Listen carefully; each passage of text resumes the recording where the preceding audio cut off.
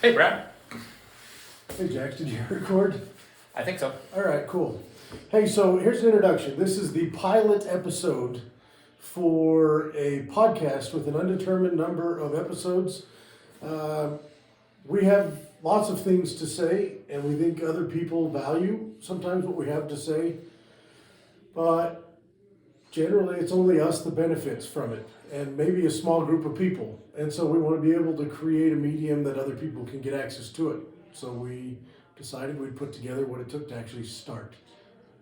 Pretty much, yeah. I found that when either of us talk, it seems most of the people, whoever they are in the room, will stop and listen and ask questions because for whatever reason they find our insights valuable and worthwhile, and so there's no reason we need to limit that to just the people in the room. We can share it with others. And I think the reason for that is it's a real estate discussion. And when I say real estate, what I mean is that the two of us have an above average development of the 6 inches between our ears. I think we have done more work at developing the real estate that counts.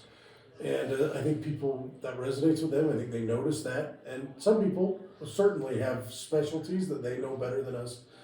Both of us, for some weird reason of fate or future, have a more broad set of understanding than most people. Yeah, I think it's because both of us, neither of us pretend to be geniuses, but both of us are willing to say, I don't know, but I'll find out. And we go find out, and we're happy to share what we find out with others. Let's introduce ourselves real quick, and let's jump into a topic. All right, so I'm Brad Green. I am a business owner. I own a company called Go Green Enterprises. Locally, we call it Southwest Plumbing Supply. Online, we call it plumberstock.com. A big part of what my business does, just so you have some background on me, we have web fulfillment. So we run warehouses where we fulfill product. I run the web division. Also, because I have learned to hate politics over the years, I get involved to try and provide a counterbalance to it. And I'm currently the chairman of the Iron County Libertarian Party. I have formerly been very heavily involved in the Republican Party.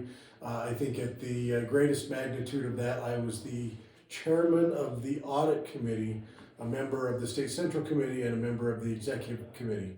That means I have lots of phone numbers of people whose names you know, and sometimes they respond. Very good. Is that decent? Yeah. That's a good intro and who you are. Oh, I left out the important stuff. I'm married. Man, family man. I'm Christian. married. I have 4 kids, and I want the future for them to be awesome. Very good. I love it. I'm Richard Jensen. I go by the nickname Jax, Jax. I am a former military person in military intelligence. I'm currently an Enoch City councilman in Enoch City in Iron County, Utah. I'm chairman of the board for Simon Fest, a local theater company. I'm involved in the Libertarian Party in the county and the state and trying to get a little more involved nationally. I'm a husband and father. I have 9 kids who I also, just about everything I do is to improve their future and make sure they have a great life. So. What do you want to talk about? Very good. All right. So today is May 11th, 2023. And in my opinion, the most noteworthy news in this cycle is the ending of Title 42, which for those that don't know those silly political monikers, Title 42 is immigration policy for the United States of America. And there's been a lot of doom and gloom or otherwise conflict and controversy over the ending of Title 42, but it has ended. And a few hours ago, about 6 hours ago or so. And so I think what we got to talk about is we got to talk about immigration, legal and illegal. I think if we should talk about if we were in charge or people like us were in charge, what immigration would look like in that what we perceive as a perfect world. Yeah, let's do it.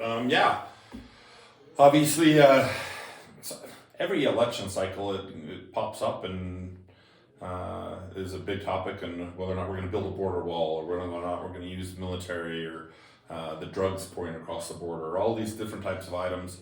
And I think there's lots of solutions that are viable, and it seems like our government never seems to find any of them. And so instead they try to pick a little bit of all of the the worst parts of all of them. Maybe, I don't know. They mess it up all the time, and so yeah. Generally, I have nothing against immigrants. I think we should massively increase the number of legal immigrants that come in. Anyone who doesn't have a criminal record, let them come in. Yeah, one of the principles that I adhere to, that I espouse, is people are assets. Yeah. Meaning we want people. Like, people are where the answers of the future's problems are going to come from, or the future answers of today's problems, either way or both. Yeah. We want people. We want good people to come and contribute. And I don't care. I mean, it seems to be there are people that won't admit it, but they don't want brown people in their neighborhood. There's other people that do want them in their state for political reasons, but they'd rather, again, not have them in their neighborhood. The industry that I'm in, there are lots of immigrants, probably both illegal and not, and they're hardworking immigrants, and I love that they're here. Yeah, I let people in, and as soon as they do something criminal or prove that they're not the type of person we want in our society, send them away. So here's the challenge for me. Like, I think currently the immigration issue is a dog whistle, and it clearly became so under Donald Trump, or really during his campaign. But I think it existed before that. I think Donald Trump just realized every 4 years back to Reagan and further, it's an issue, and nobody ever fixes it. I think Donald Trump just realized, hey, look, I can get a lot of the ignorant base. Sorry, that we're going to say it the way we believe it. The ignorant base would get on board if he just said, oh, all these immigrants are bad people, rapists, murderers, whatever. And I'm not sure if that's exactly what he said, but it is illegal to come across the border in violation of that country's laws. Now, I don't personally believe we need to have a big border, a big wall. I think the border delineates, hey, look, there's laws on this side that are probably different than the other side, and you're now under the jurisdiction of those laws. At which point, the laws, whether they are correct or not, criminalize behavior that is specifically written to be against the law. And so, yes, it is illegal to cross a border because that's what the law says. Yes. The law doesn't have to say that. Right. But the law does say that. Yes, it is not fundamentally true that crossing the Rio Grande makes you a criminal.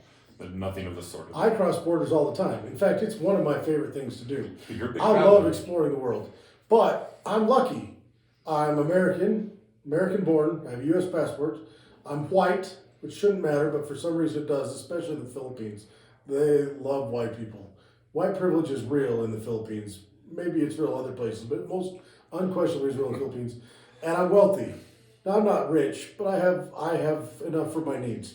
And so everybody in the world loves having an American into their country, as long as it's not during COVID and I refuse to comply with their nonsense.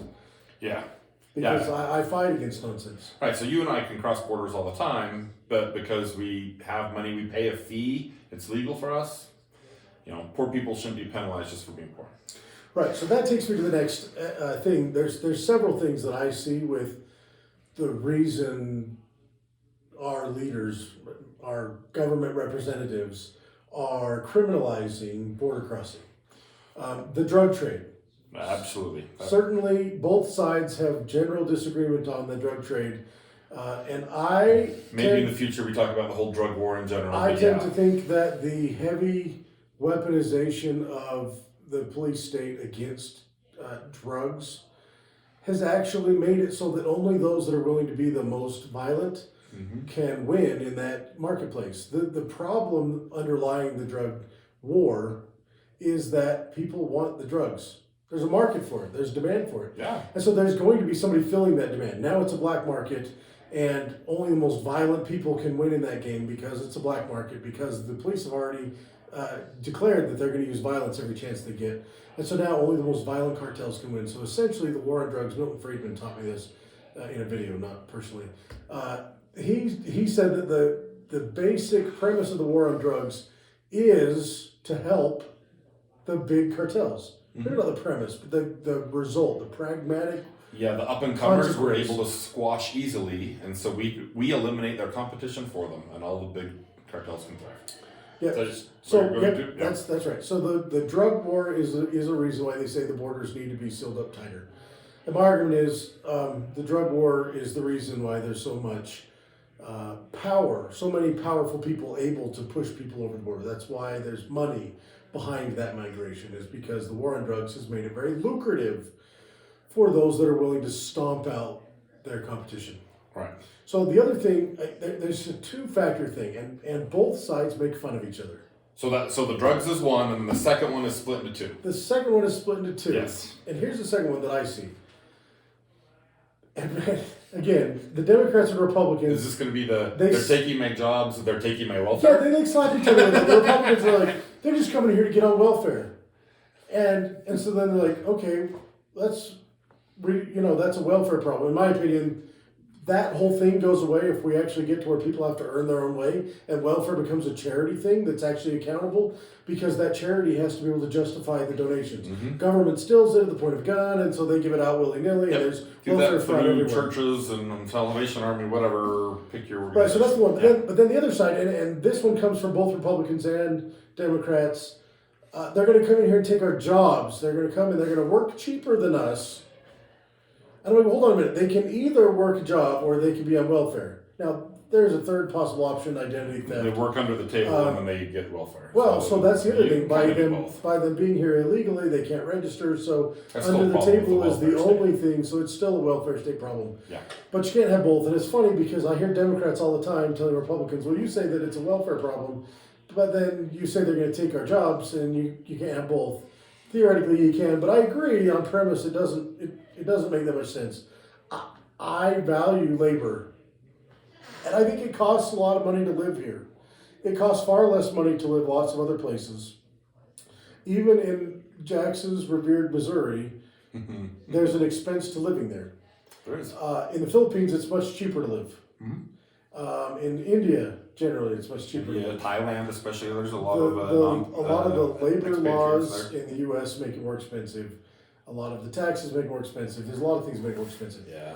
So, in my opinion, those are the two biggest ones. But here's a third one, and this one tugs at my heartstrings a little bit.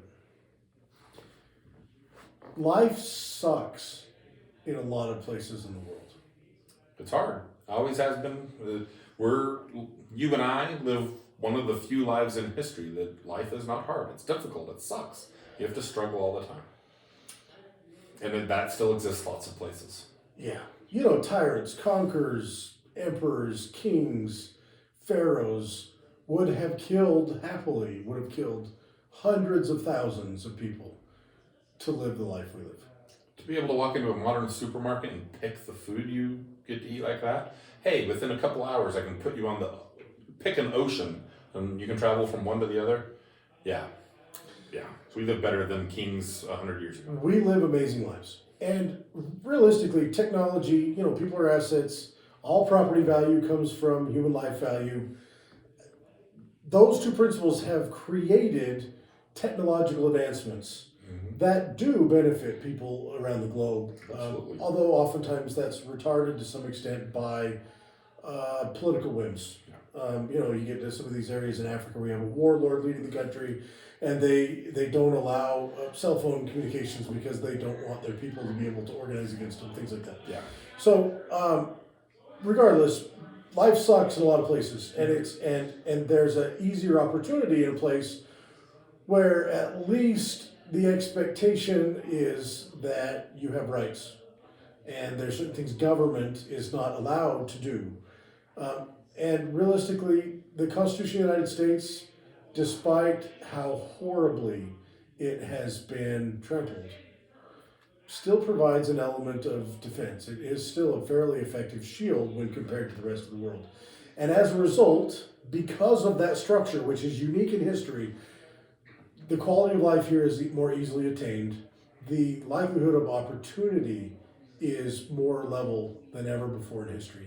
And if you lived somewhere where it sucked, you'd want to be here too. Oh yeah, there's absolutely I have no qualms against people wanting to come have a better life for them, their kids, their family, and even just to get the welfare. I mean, that is totally justifiable defense, and say, hey, I live in dirt roads and there's no power or whatever, and up there even poor people have cell phones, air conditioning, cars. and 1,000 channels on their TV. Like, yeah, the draw here is undeniable. The question is how do we deal with all the people that want to come? The whole world can't be here. So what's the answer then? Well, my opinion on that, so there's two parts of this question that we're getting to. We're talking about, okay, if things were how they should be, what would it be? What you're asking is, okay, well, how can we accommodate the whole world? My opinion is, nobody is as smart as everybody. Agreed. Right? Yeah. The market governs that. If everybody tried to pour in here, what would happen to quality of life, prices, availability? I would move to all the places they're moving out of. There would be some of that. Why would that be exactly? Because obviously at some point there's an equilibrium reached where it's better here and it's poor there, and as more and more people come in and the quality of life kind of deteriorates because it's crowded and more expensive and whatnot, eventually you reach an equilibrium and that problem kind of handles itself. Right. So if everyone tried to come, at some point we'd reach that point. That is the core concept of economics, equilibrium. So at the point where the supply and the demand meet, essentially, it just gets worse or better from the other side of that equation. So if everybody tried to pour in here, there would be an automatic deterrent that nobody would have to enforce. You don't need any government for it. You don't need any agency over it. You don't even really need education for people. People are going to do the best that they can see for themselves. That's called self-interest. That's a good thing. It's totally okay. They're going to do the best that they can see for themselves, given what they've got to offer. And so what's going to happen is what would happen is people would come pouring in. They would pour into the place that was the most receptive or the most fertile ground for what they want to do. And then there'd be too many, theoretically, potentially. And so what would happen is as the crowds grew, the cost of living would grow, they would find themselves looking for somewhere else that made more sense. And so you would kind of have that balance out. Now, some areas are going to be more fertile than others. Some ground is more fertile than others. And so it can accommodate more, theoretically. Some places you're going to have public officials that are more proactive because there is a reasonably good role for government officials. And one of those would be building infrastructure so that they can potentially keep up with the growth that happens. Now, I think somebody building a subdivision should build their own infrastructure. But it makes sense for the city to then grow, or the county or whatever, to grow the roads, to grow the water lines, whatever, to improve the infrastructure to better service that new growth. And some areas are going to be more proactive than others. Others are going to say, well, we have a whole bunch of new people, we need a whole bunch of new swimming pools or gymnasiums. And so the roads, the drainage, the water will fall into disrepair. Looking at you, Pleasant Grove. While they try... Looking at you, Cedar City, Utah, while they try and have coliseums to keep everybody busy. And the areas that do a better job of accommodating and maintaining that fertile ground, those areas are able to keep a positive environment, and more people are going to want to be there. People are assets. You're going to continue to have more cool innovation. You're going to have better economy. Again, if you get out in front of it with infrastructure, that can be a good thing. So what you're describing, you're saying that will happen across the nation, as people come in from other countries. I think it happens everywhere in the world. Right. What I was going to say is you see how that works within this nation anyway. People come and go from rural areas and they flee into cities they like, and that's mismanaged poorly, and so then they leave California in droves and they lose a congressional seat because so many people are going to Florida and Texas and they gain them. That natural ebb and flow. There's no government that controls whether or not they can cross the border from California to Texas, and they would love to. California's trying. They're trying to penalize people, tax them even after they've moved out. But that kind of flow across borders and whatnot just happens naturally if you give people freedom. That equilibrium is reached as people just look after their self-interest and do what they find most desirable. And some will go to California, and some will go to Texas, and some will go to rural Missouri or northern Minnesota. Or people are so varied in desires and personality and likes and dislikes that they'll just find what's best for them and make the best of it. There's no way that government could or should try to dictate all that to people. Because they're just people too. Yeah. And no one is as smart as everyone. Yep. Nobody who attempts to make those decisions does nearly as good as just letting everyone make their own and do what's best for them. That's always better than me trying to say, I'm smart enough to control you all. They're always wrong. Yep. All right. So then there's the other element. And this one is potentially the complicated element, and that is, okay, so you have a border, and you have laws, and how do you appropriately manage that stewardship? What government officials were expecting to get out ahead of roads and drainage. What about immigration? So, as much as I just said you should just let people flow and it'll do what it wants, at the same time, you don't just let people flow in and out of your house. You're a business owner, we're in your offices now, and you've got a warehouse. You don't just let people come and go as they choose. You still defend. Sure, but it's private. I mean, I own those things. Right. Right, the country nobody owns, right? I mean, we all collectively have some right to it, but it's just earth, which was given to us by God. Like, my brothers that live across the border are also God's children. Like, they have every same right to the land God created as I do. Right, and so there's this thing on, do I get to control what happens there or not? Typically, I'd say no, just kind of let that flow, except we also have the things where government is stealing money out of your and my pocket in order to give it away as charity and welfare state type items. So we already talked about how welfare state is a thing that shouldn't exist. So as long as that's a separate fight. Right, completely. as long as there's these other things that are happening poorly, it's in our, it might be wrong, but it's in our self-interest to try to control the border so that this other thing that's wrong doesn't kill us. You might say, it's wrong to close that border and whatnot because of our principles, but if we don't close it, the government's going to just kill us with the taxes and the overregulation. Sure, but I think we adjust to that too. So I'm going to do what is right, let the consequence follow kind of guy. Just because welfare sucks doesn't mean that everything else has to continue to suck. So I would say, look, it would actually maybe even give us leverage if we did what was right on the border and it really exposed that there was a welfare problem or an identity theft problem or a job problem.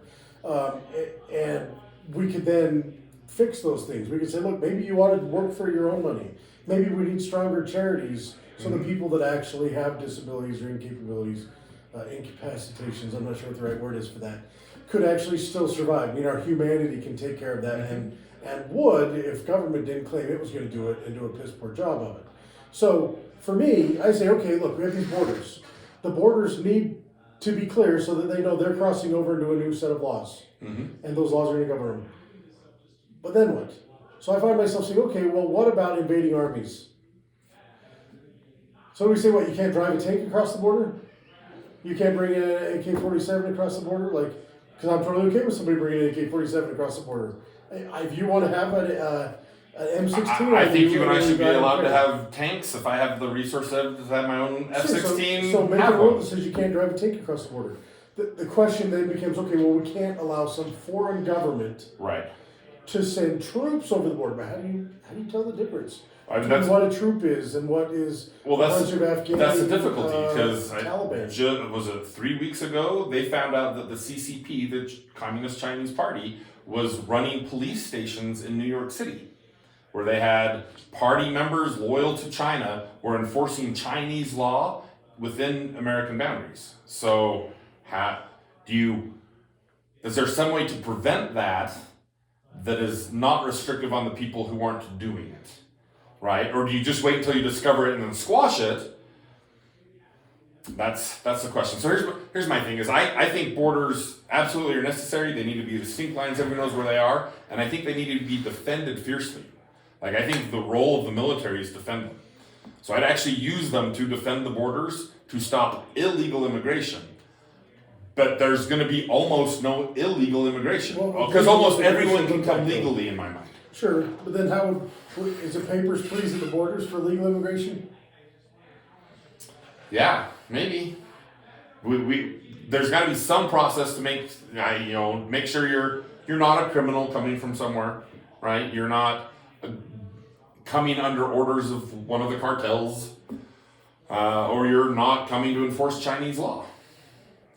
So the criminality issue is tough for me, and the reason is because there's different laws everywhere. Yeah. And once somebody's served their time, paid their debt to society, forgiveness, redemption needs to be possible.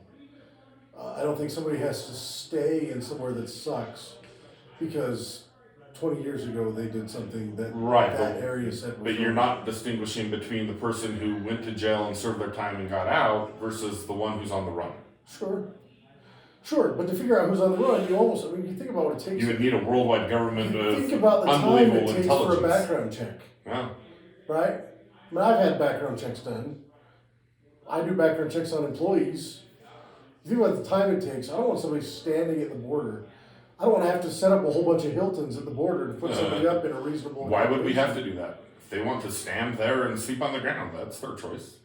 You don't have to put them in homes. Sure. What I'm saying is, okay, you got to wait 3 days before you can get in, right? It's like, okay, well, I just came here for, I don't have anywhere nearby.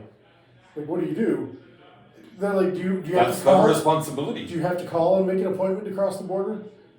Like, that even takes it one step farther than papers, please. Yeah. Call, these are the things you need to bring. If you show up without them, we don't let you in. I don't know. Here's an interesting. It's not a good answer. I'm not pretending I have No, the I get answers. it. So, like I said, this is a tear at the heartstrings issue Yeah. for me. So, here's the interesting thing. I learned the other day that passports didn't used to exist.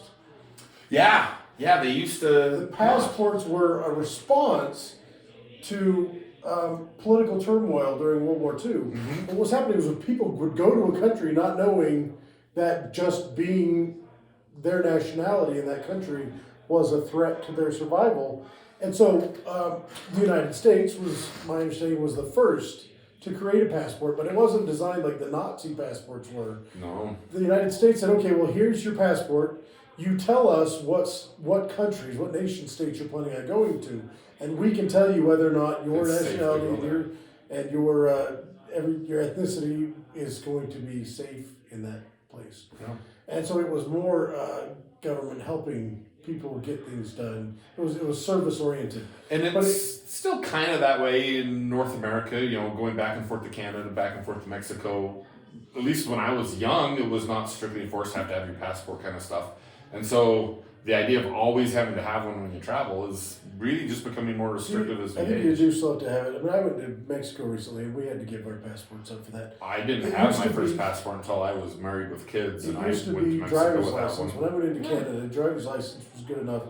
But first time I went into Canada, I was a kid. I had a driver's license, and so my parents showed theirs, and they were smuggling minors out of the country. I mean, by Yeah. today's standards.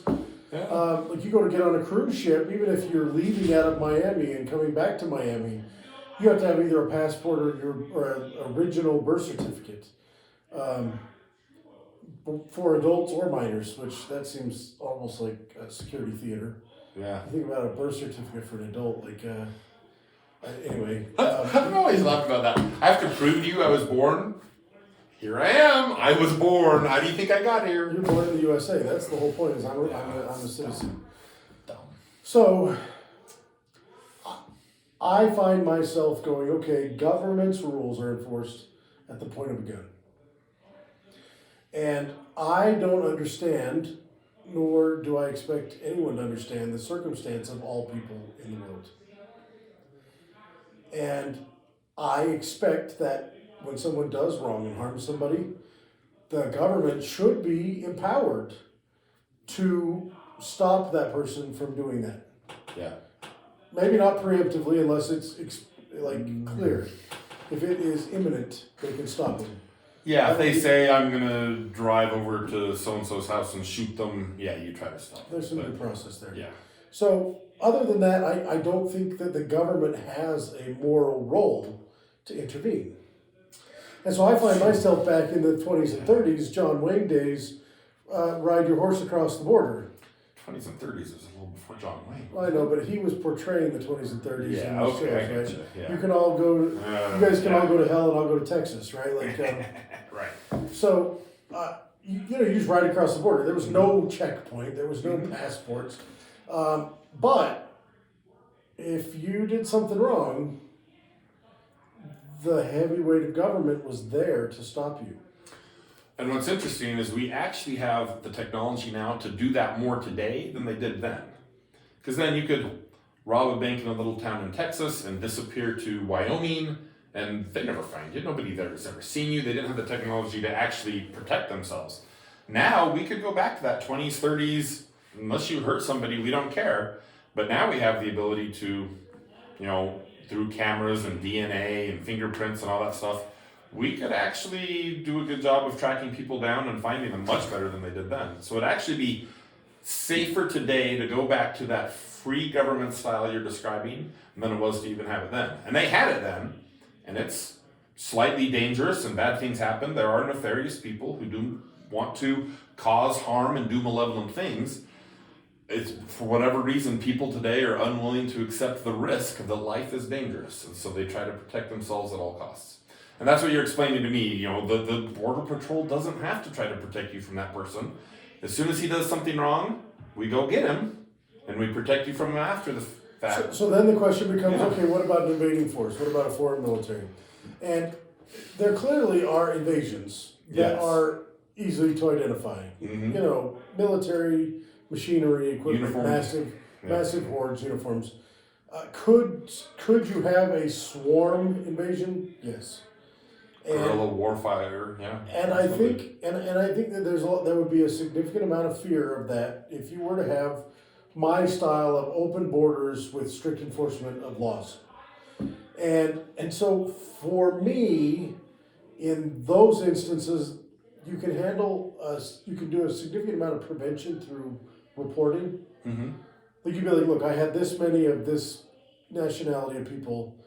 And if you don't know the nationality, you guess at it based upon clothing, origin, skin tone, appearance. Profiling works, yes. So profiling, but not discriminatory profiling. Like, look, No, yeah. I had a bunch of people that looked like they're from Brazil walk across today. They could have been from Argentina, but I don't know. They were speaking Portuguese and they looked like South Americans. Yeah. Bingo, Brazil. So whatever. So now you have that reporting information. So if you see a massive swarm of some new characteristic, then you all of a sudden say, okay, well, we should be on the lookout for this. And maybe put out warning to people. And realistically, Americans have the ability, and have always had the ability, to defend themselves against aggressors. Now, we don't exercise that right. That's maybe a problem, is the fact that people are unwilling to actually exercise their right to self-defense. I get it. They call for government to do it for them. I get it. However, even the most pacifist people that I know, if there were a clear-cut example of when someone was coming to their turf to cause them harm, like actual or imminent harm, not just somebody letting their dog poop on the lawn, not just somebody building 3 stories of shed next to their house and destroying their view, not somebody painting their fence the wrong color, like somebody actually causing them harm. That if you had a swarm invasion, even the most pacifist people I know, if they were armed, which not all of them are, but many of them that I know are armed, they would be ready to do that. They would be ready to fire back. They may not have adequate warning, but there's numbers. And maybe it's not optimal. But a swarm invasion would take a lot. Yes. And I think we would have plenty of warning. I think... And then I think you have recourse and punishment. And I think that it's important that we have a strong defense. And that defense needs to be able to go on to offense when aggressed against. Yeah, I think it probably is optimal. It's just that modern Americans feel uncomfortable with the danger. Shadow. Yes. Have you seen the meme with like the little girl, little boy in the corner, and the bunny rabbit is standing in the corner, and it's like they're terrified of the rabbit. It's like straight out of Monty Python. And it's always the little kids in the corner. It says Americans. Like that one is always the same on the meme. And the bunny rabbit is whatever the fear of the day is, like regional bank failings, cryptocurrency, gold backs, freedom. Right? Yeah, freedom, and they're no, it's scary. Somebody might do something I don't like. All right, so you people, if this ends up getting published and actually somebody watches it, which may or may not happen, but my guess is if we do 20 or 30 of these, there will be somebody that wants to go back and watch the pilot. So the magic number seems to be 100. That only 1% of podcasts ever do 100 episodes. Yeah, but they're not as scintillating as we are. I mean, we are not much to look at. Well, I lied. We are a lot to look at, but we definitely have the brains to hold a conversation. Most guys are half the man I am. That's very true. Very true. Anyway, I don't know where I was going with that. What he was saying is, if you happen to watch this and you like it, feel free to stay tuned for look for future episodes and leave us a comment of some kind, depending on where we put this. I remembered I was going telling us somewhere. the issues you want us to talk about, or I was going somewhere else. Those of you, or if you know somebody who's going to braid his beard, whatever. those of you, do you know what they want to braid my beard in Tahoe Beach? Yeah, it's like $100. They wanted $20 per strand. $20. It's gonna be like $400. And I was like, no, I'm not interested. I think that the lowest they offered was $6, but it was going to be like to do it fully. Like they wanted. There's like 100 of them times $6, $600 to break. Yeah, whatever. So somebody's going to watch this pilot episode someday, and they're going to be triggered by the things that we've said. Because essentially, what we've said is Mexicans might take your job, and that's okay. They might come get on welfare, and that's welfare's fault, not immigration's fault. Fire your politicians. Some criminals might come in here, we might not catch them in time, and you might have to stop them. Drugs will go away if we get rid of the drug laws. Yeah. And a swarm invasion by a foreign power should be allowed to walk across our border, and when they try and swarm you should shoot them yourself. I love it. Right? I love it. So one of those is going to trigger you, and my hope is that it creates a very interesting and very controversial comment thread. And trust me, Jax and I are tough enough, arrogant enough, and probably awake enough to be totally okay with whatever you have to say about us. So I welcome it. Bring it on, brother or sister, or that's all there is. Sorry. Yeah, that's it. There's another trigger. There you go. We'll probably have lots of them. All right. If you have news of the day you want us to talk about, something you'd like to hear our opinion on, let us know. So that is our plan. Our plan is to take relevant news from today and to talk about it and to apply the principles that we've learned, principles that create a higher likelihood for a successful, prosperous life and world. And so we're going to apply those principles that we understand, and we're going to try and teach those principles in the process by applying them to today's news. Let's do it. Number 1 in the books. Go ahead. Good luck out there. Take care.